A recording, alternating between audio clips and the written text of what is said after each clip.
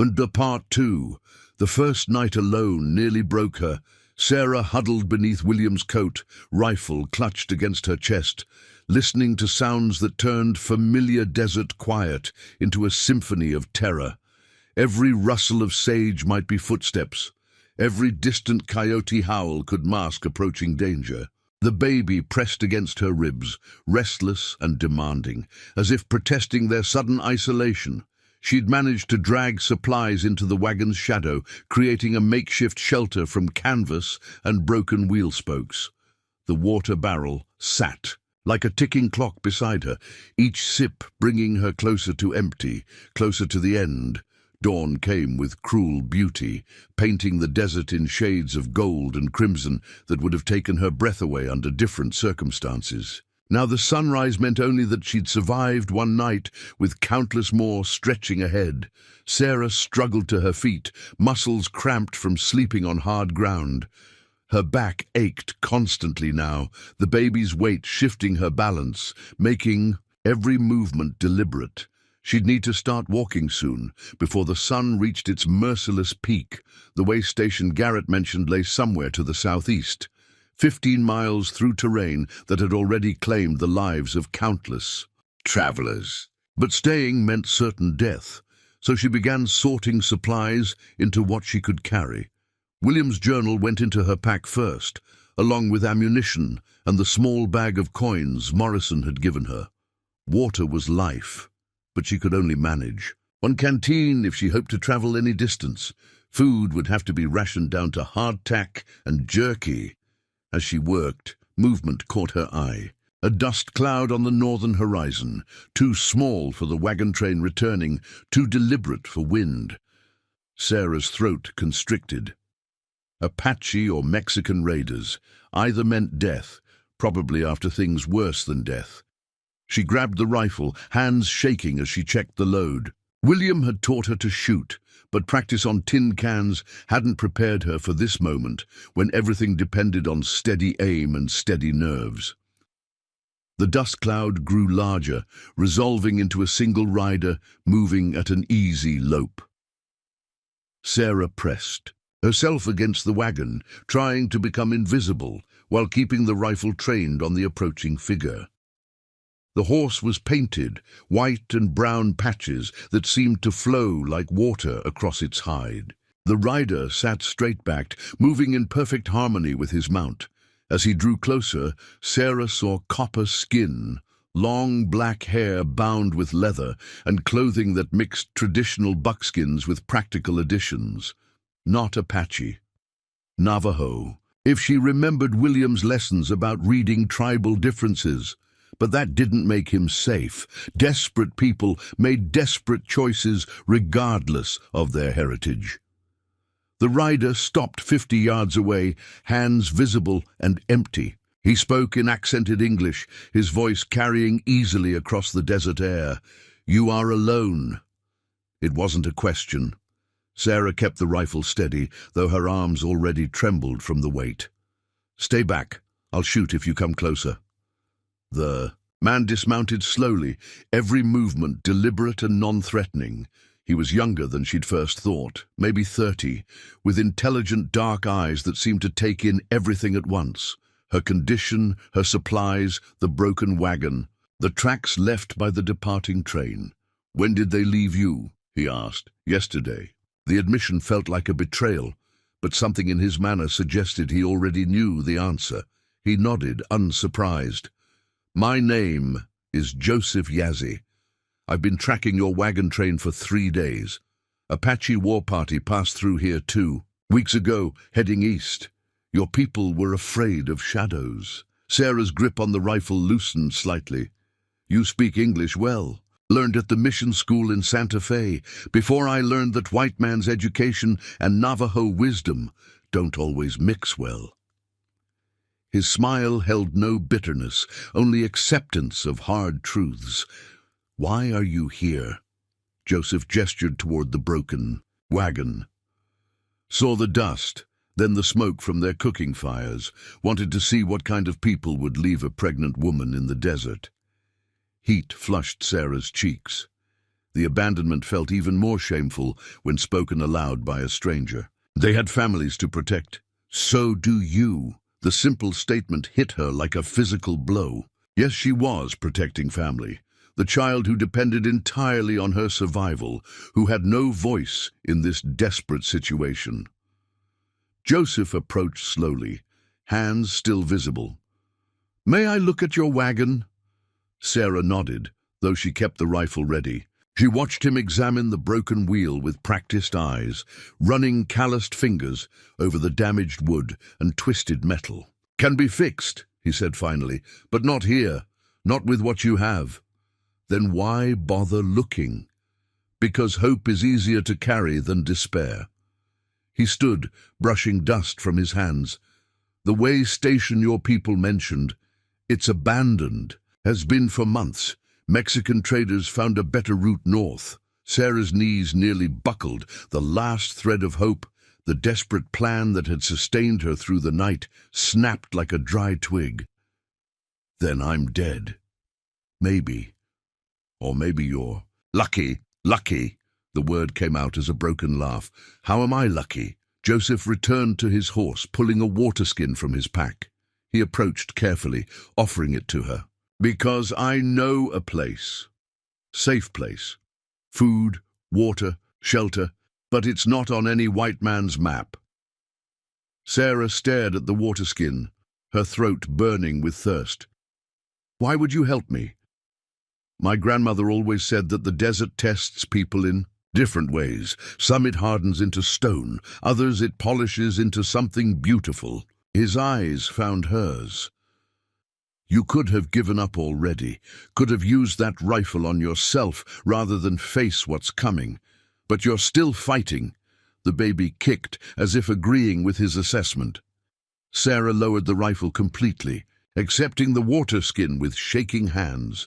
The liquid was cool, clean, tasting of possibilities. "Where is this place?" 3 days' ride north, hidden canyon in the Chuska Mountains. My people have used it for generations when the outside world becomes too dangerous. Your people won't welcome a white woman. Joseph's expression grew serious. Some won't, but my grandmother rules that canyon, and she's been expecting you. Expecting me. She has dreams sometimes, visions. Last week she told me to watch for a pregnant woman who would need our help. Said she'd be traveling with people who had fear instead of hearts. Sarah felt goosebumps rise on her arms, despite the desert heat. You believe in such things? I've learned not to question what I don't understand. Joseph returned to his horse. The choice is yours. I can guide you to my grandmother's canyon, or I can leave you with enough supplies to try for the next town. It's 4 days south through country that's killed stronger people than you. The baby moved again, a gentle rolling motion that reminded Sarah of William's hand on her belly during quiet evenings. She thought of his journal entry, his faith in her strength. If I go with you, what guarantee do I have that you won't? She couldn't finish the sentence. None, Joseph said simply, but look around you. What guarantee do you have if you stay? Sarah looked at the broken wagon, the endless expanse of desert, the tracks where the wagon train had disappeared. Behind her lay certain death. Ahead, with this stranger, lay uncertainty, but uncertainty meant possibility. I can't ride, she said finally. Not in my condition. I know. We'll walk. My horse can carry supplies. Joseph studied the western horizon where storm clouds gathered. But we need to decide soon. Rain's coming, and flash floods in this country kill faster than bullets. Thunder rumbled in the distance, and Sarah felt the first stirring of wind that promised change. She thought of William, of their dreams for California, of the child who deserved a chance at life, regardless of where that life began. Your grandmother, she said. What's her name? Maria Yazzie. But everyone calls her Grandmother Spider, because she sees all the connections others miss. Sarah made her decision. Then let's go meet Grandmother Spider. Bars Part 5.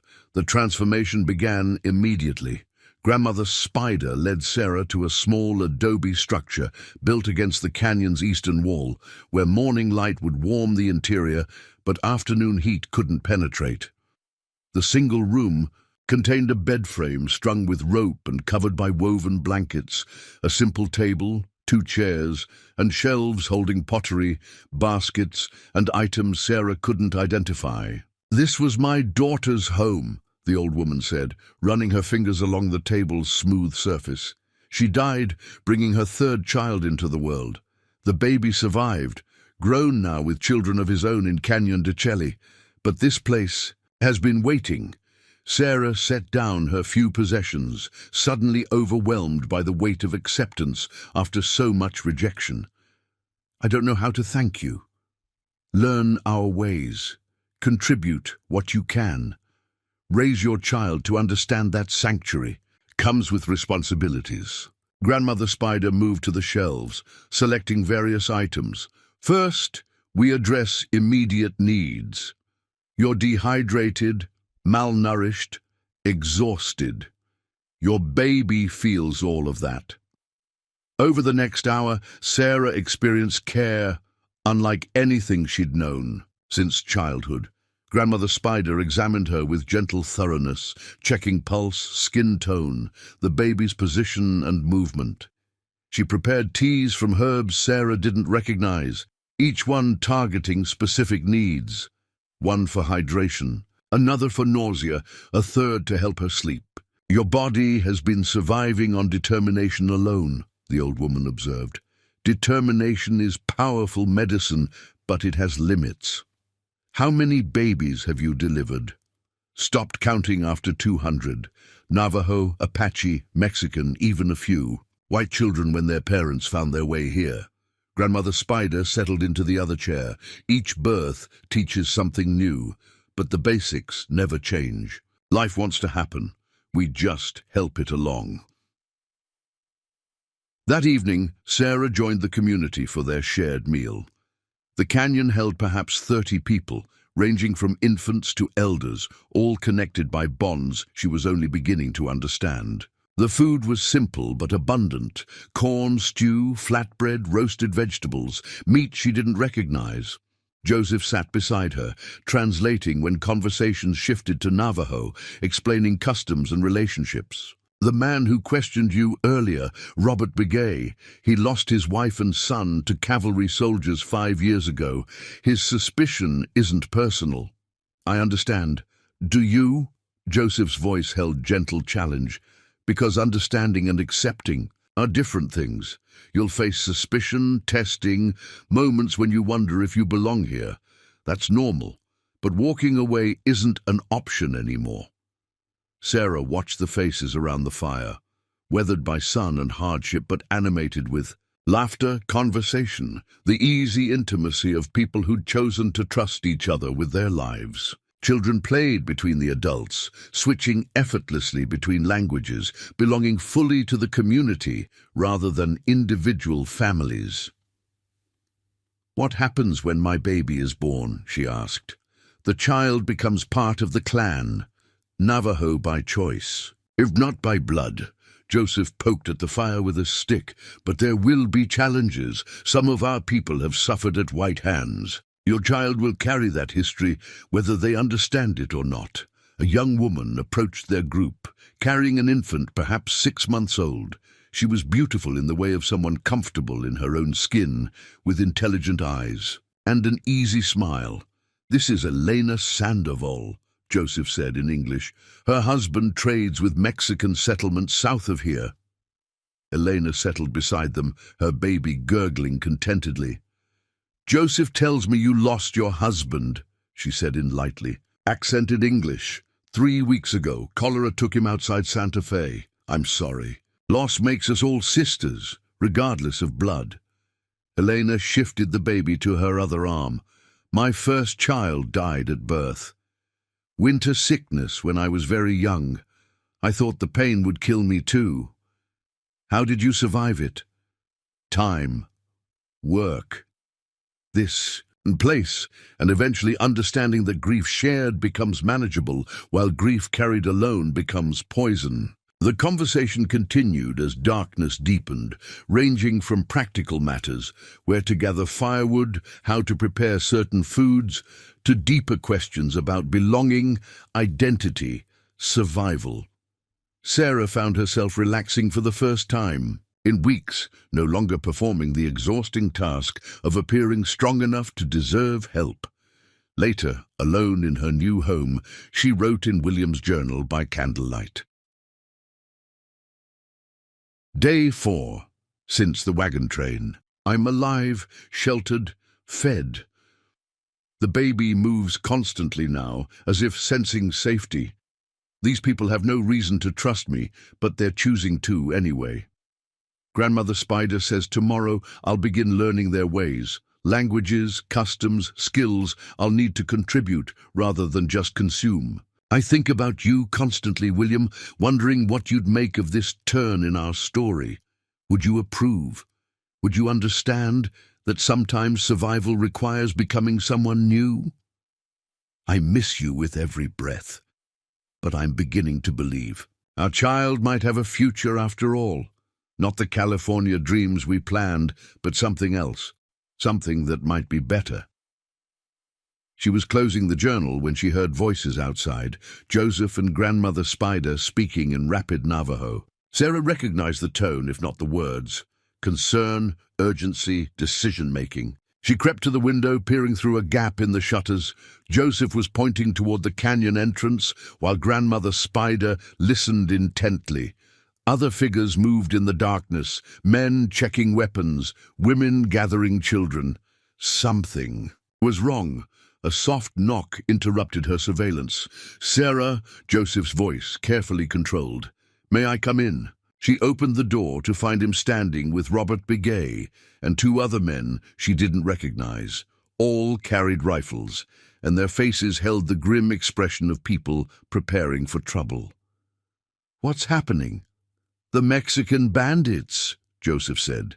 They didn't leave when we thought they did. Been watching the canyon entrance, counting our people, studying our defenses. And? Robert Begay stepped forward.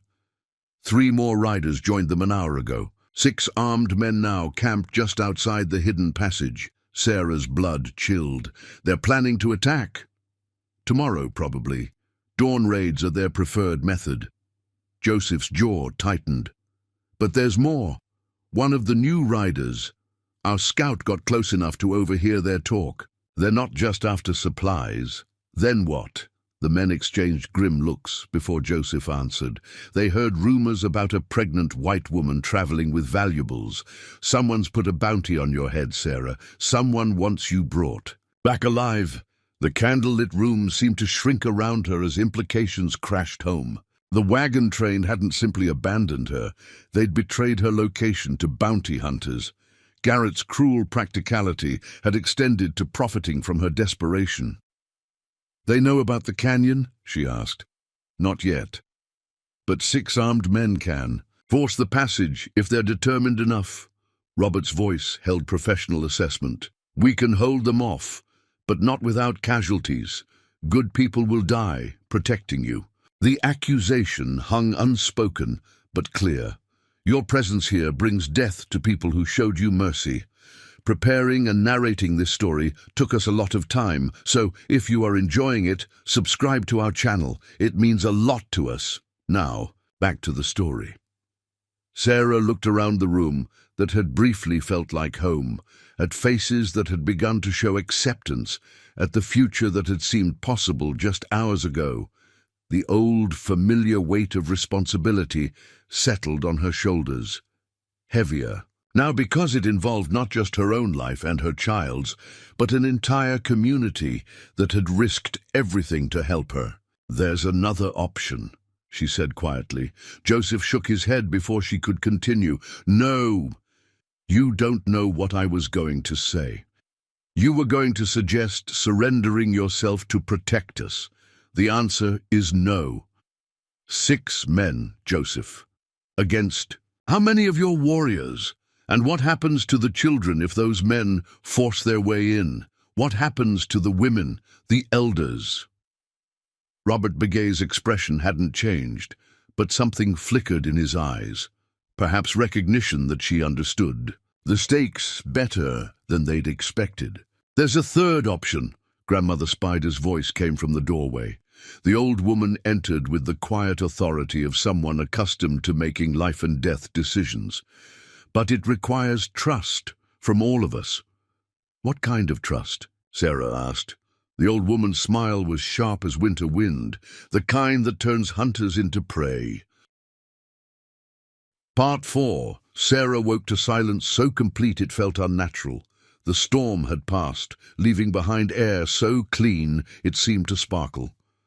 Joseph was already moving about the ancient chamber, packing supplies with quiet efficiency.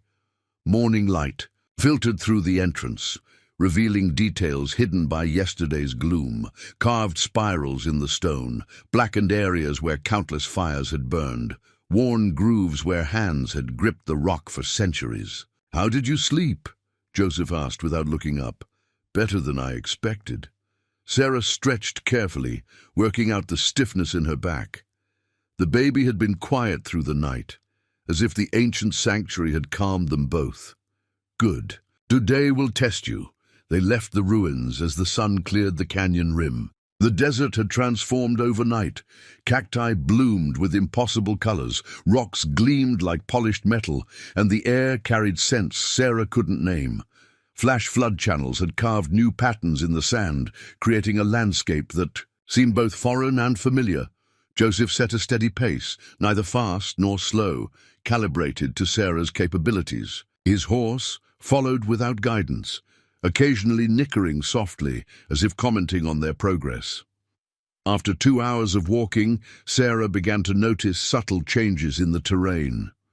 The canyon walls grew higher, the vegetation denser, the path more defined. "We're climbing," she observed.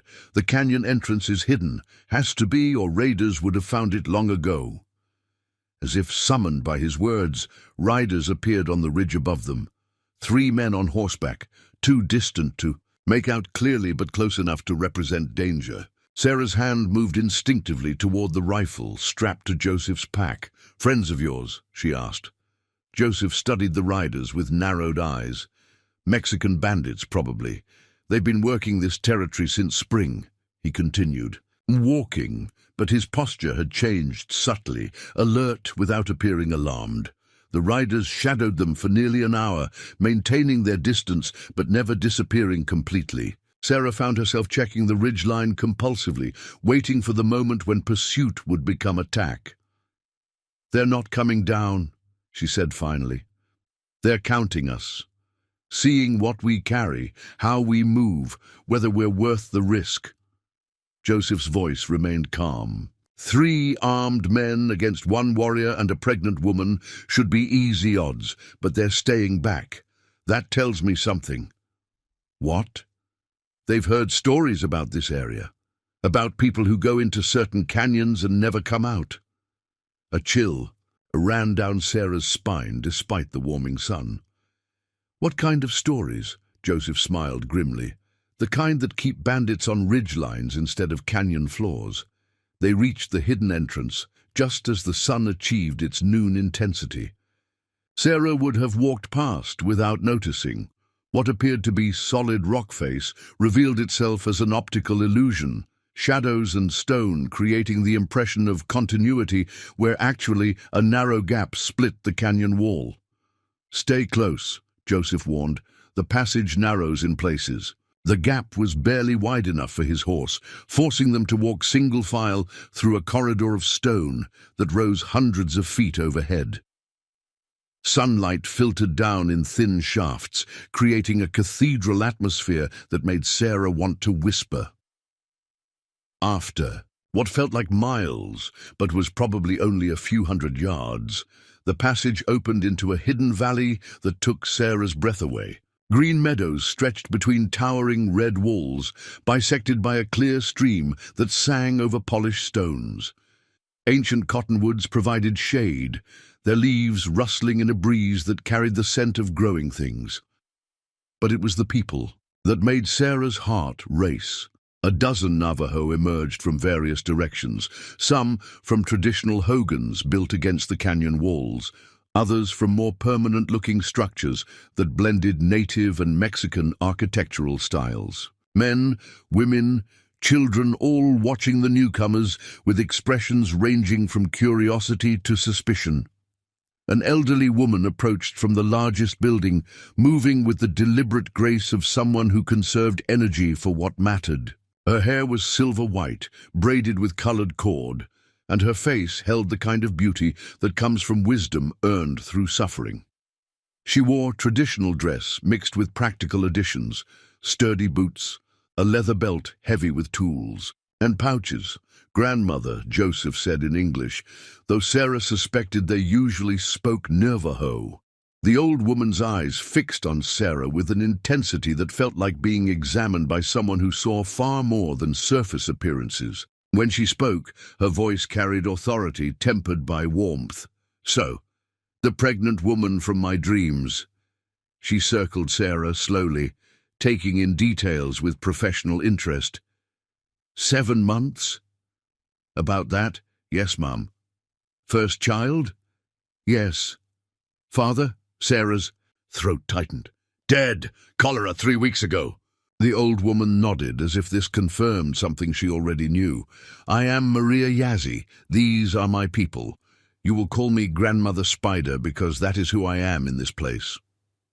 Sarah Mackenzie. Thank you for... No thanks yet, Grandmother. Spider interrupted. Thanks. Come after we see if you survive what's coming. Her gaze shifted to the canyon entrance.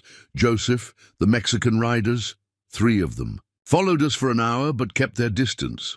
Good. They remember what happened to the last ones who entered our canyon uninvited. She turned back to Sarah. You are tired, hungry, afraid, all normal things. But tell me, why should we share our sanctuary with someone whose people would leave her to die? The question hit harder than Sarah expected. Around them, the other Navajo had gathered closer, listening to this examination with faces that revealed nothing of their thoughts. I don't know, Sarah said honestly. I can't offer you anything you don't already have. I don't know your customs or speak your language. My child will be another mouth to feed, another responsibility. But Sarah placed both hands on her belly. But this baby didn't choose to be half-orphaned, didn't choose to be born into a world where people measure worth by convenience. If you help us, I swear I'll find ways to repay the debt. I'll work, I'll learn, I'll do whatever you need. Grandmother Spider's expression didn't change, but something flickered in her dark eyes. Pretty words. But words are like water in the desert. They disappear when you need them most. One of the watching men stepped forward. He was perhaps 40, with scars on his arms and a face that suggested he'd seen considerable violence. When he spoke, his English was heavily accented but clear. Grandmother, the woman carries white blood. Her child will too. How do we know? She won't bring soldiers, government men, trouble we don't need. Murmurs of agreement rose from several others. Sarah felt the mood shifting, suspicion hardening into potential rejection. After everything she'd endured, after Joseph's kindness and her growing hope, she might still be cast out to die. But Grandmother Spider raised one weathered hand, and silence fell immediately. Robert Begay raises important questions, she said. Questions that deserve answers. Her attention returned to Sarah. Your people, the ones who abandoned you, they knew of this place. No, they mentioned a way station, but Joseph said it was abandoned. And your husband's people? Family who might come looking? Sarah shook her head. William was orphaned young. No family except what we were building together. Government papers, army connections, church missions. William avoided all of that, said the less the government knew about our business, the better. Sarah met the old woman's gaze directly. We were just farmers, hoping for land in California, nothing more. Grandmother Spider nodded slowly. Around the circle, she could see the various faces processing this information, weighing risks against their natural inclination toward hospitality. "There is another question," the old woman said finally, "more important than all the others." "What? Are you ready to become someone different than who you were?" Grandmother Spider's voice grew softer but more intense. "Because the woman who enters this canyon pregnant and alone cannot be the same woman who leaves with a child and a future. That woman must die for this one to be born." Sarah thought of the wagon train, of Garrett's cruelty, of sleeping alone in the desert with death circling closer each hour. She thought of William's journal, his faith in her strength, his dreams for their child's future. "She's already dead," Sarah said quietly. "I just need help becoming who comes next." For the first time, Grandmother Spider smiled. In Part 6, Grandmother Spider's plan was audacious, dangerous, and completely insane. "The bandits expect to find a helpless woman hiding behind warriors," she explained to the gathered council. "Instead, they'll find exactly what they came for, but not where they expect it." Sarah sat in the circle of elders, still struggling to comprehend what the old woman proposed. Around her, weathered faces showed varying degrees of skepticism, concern, and grudging admiration for the plan's boldness. "You want to use me as bait," Sarah said. "I want to use their assumptions against them." Grandmother Spider traced patterns in the dirt with a stick. "Men like these think pregnant women are helpless. They've never encountered one raised by desert wolves." Robert Begay leaned forward, his scarred face grim. "The risks are less than fighting 6 armed men in our sanctuary." Grandmother Spider cut him off. "This way, we choose the battlefield." Joseph had been silent through most of the discussion, but now he spoke. "Sarah's not a warrior. She's never killed anyone." "Neither had you once." The old woman's eyes found his. "But the desert teaches quickly when survival depends on learning." Sarah felt the baby shift restlessly, responding to her elevated heart rate. The child had been active all evening, as if sensing the approaching crisis. She pressed both hands to her belly, drawing strength from the life growing within her. "Tell me again what you need me to do."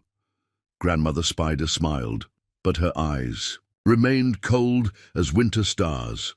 "Tomorrow at dawn you'll be collecting water at the spring outside the canyon, alone, obviously pregnant, apparently unprotected. When they take you, you'll lead them exactly where we want them. And if something goes wrong, then you improvise. The desert rewards those who adapt." The meeting broke up shortly after, each person assigned specific roles in the elaborate deception. Sarah returned to her small dwelling, mind racing with details and possibilities for failure. She tried to sleep, but found herself staring at the ceiling, listening to night sounds that seemed amplified by anxiety. A soft knock interrupted her restless thoughts. Elena Sandoval entered carrying a bundle wrapped in doeskin. "From Grandmother Spider," she said, unwrapping the package to reveal a knife unlike any Sarah had seen. The blade was obsidian, napped to razor sharpness, with a handle wrapped in leather and adorned with small turquoise stones. "It's beautiful," Sarah whispered, testing the balance. The weapon felt alive in her hands, perfectly weighted for her grip. "Ancient design, but the blade is new. Grandmother Spider made it herself." Elena's voice carried reverence. "She says obsidian cuts deeper than steel, and the spirits of old women who defended their children are trapped in volcanic glass." Sarah sheathed the knife, feeling its weight against her thigh. "I've never killed anyone." "The first time is hardest. After that, it becomes about survival rather than conscience." Elena's matter-of-fact tone suggested personal experience. "Remember, they're not coming to rescue you. They're coming to collect a bounty. They'll kill your baby if it's convenient." After Elena left, Sarah sat on her bed holding William's journal. She opened to a blank page and began writing what might be her final entry. If you're reading this, my love, then I've failed to survive what's coming. The people here have been kinder than I deserved, but my presence has brought danger to their sanctuary. Tomorrow I'll try to lead that danger away from them, toward a trap that might save us all. Our child moves constantly now, as if eager to join the fight. I pray they'll have the chance to grow up in this hidden canyon, surrounded by people who measure worth by courage rather than convenience. If I don't survive to raise them, I hope they'll understand that sometimes love means risking everything. Watch over us tomorrow, William. I'll need all the strength you can send. Dawn came too quickly. Sarah positioned herself at the spring as planned, moving slowly, deliberately broadcasting vulnerability. The water source lay just outside the canyon's hidden entrance, surrounded by cottonwoods that provided both cover and concealment, perfect for an ambush, which was exactly what Grandmother Spider had intended. The bandits arrived within minutes of sunrise, approaching with the casual confidence of predators who'd found easy prey. Sarah counted 6 riders, just as Joseph had reported. Their leader was a thin man with cruel eyes and a silver-trimmed hat that suggested successful raiding. "Buenos dias, señora," he called out, his English heavily accented. "You are far from home, no?" Sarah continued filling her water vessel, affecting the kind of fearful compliance that would encourage their overconfidence. "Please," she said, allowing her voice to tremble, "I'm just getting water for my people. Your people." The leader dismounted, his companions spreading out to cut off potential escape routes. "You mean the savages hiding in that canyon?" "They're not savages. They've been kind to me." "Kind?" The bandit laughed, a sound like breaking bottles. "They have been harboring stolen property. You see, Senora, there is a bounty on your head. Someone very much wants you returned alive." Sarah's blood chilled, but she kept her expression carefully. Neutral. "I don't understand." "No? Perhaps this will clarify." The bandit pulled out a folded paper, obviously a wanted poster. "Sarah Mackenzie, widow of William Mackenzie, last seen with a wagon train bound for California. Reward for safe return, $1,000. $1,000. More money than most people saw in 5 years. No wonder the wagon train had betrayed. Her location? That kind of reward would set up families for decades. "Who wants me?" she asked. "Someone with long reach and longer memory. But that is not your concern." The leader gestured to his men. "Take her. Carefully. She's worth nothing dead." 2 bandits dismounted and approached, their confidence absolute. Sarah allowed them to get within arm's reach before she moved. The obsidian blade cleared its sheath, in one fluid motion, opening the first man's throat before he could react. The second bandit had time for a single startled curse before Sarah's backhand stroke found his carotid artery. Both men collapsed, their blood darkening the sandy ground around the spring. "Dios mío!" The leader's shocked exclamation was echoed by his remaining companions. "She's a demon!" "No," Sarah said, rising slowly from her crouch. "I'm a mother." That's when the real trap sprung. Joseph and 3 other warriors emerged from concealment in the cottonwoods, rifles trained on the mounted bandits. At the same time, Robert Begay appeared behind them, having circled around during the distraction. "Drop your weapons," Joseph commanded in Spanish, then repeated it in English. The bandits found themselves surrounded, their easy prey transformed into predator, their simple raid turned into nightmare. 2 of their number lay dead in spreading pools of blood, killed by a pregnant woman they'd assumed was helpless. The leader's face cycled through shock, rage, and finally calculation. "You cannot kill us all," he said. "There will be others. The bounty will bring them like flies to honey." "Maybe," Sarah replied, wiping blood from the obsidian blade. "But they'll find the same thing you did, that desert wolves protect their own." The bandit's eyes widened as he finally understood what he was seeing. This wasn't just a pregnant woman hiding among natives.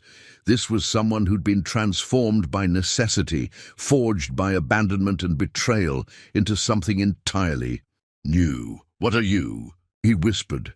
Sarah smiled, and her expression held nothing of the frightened widow who'd been abandoned by the wagon train.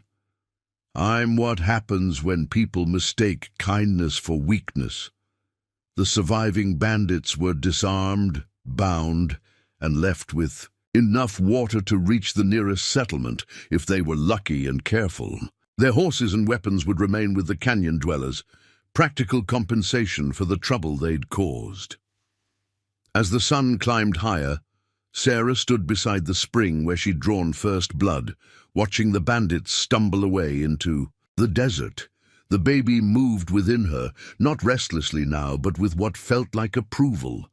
"How do you feel?" Joseph asked, approaching with obvious caution. Sarah considered the question carefully. The frightened woman who'd entered this canyon was gone, replaced by someone harder, more capable, more dangerous. Someone who could kill to protect what mattered. "Different," she said finally. And for the first time since William's death, that difference felt like strength rather than loss.